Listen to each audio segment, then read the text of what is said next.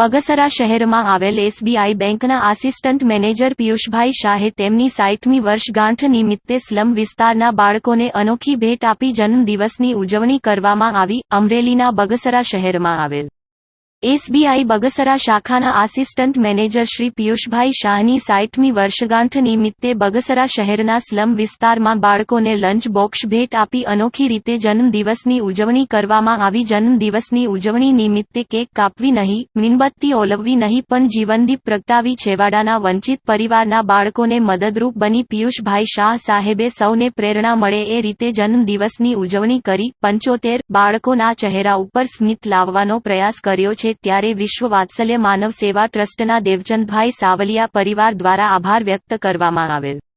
Ashok Manvar, Amreli.